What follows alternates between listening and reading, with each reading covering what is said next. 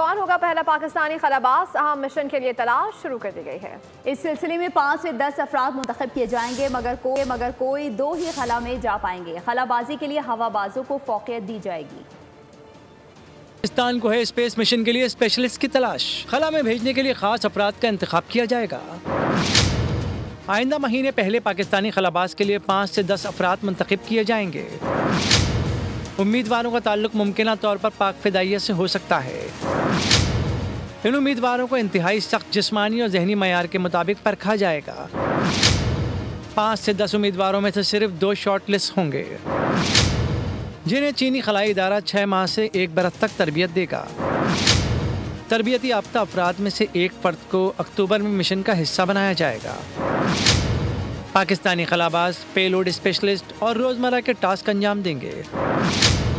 इसके अलावा साइंसी तजुर्बात का मुशाहिदा भी करेंगे। इससे पहले पाकिस्तान चीन के चोंग E6 मिशन का भी हिस्सा था और अब चोंग E8 में भी शरीक है। सब्सक्राइब करें और बेल दबाएं ताकि कोई खबर रह न जाए।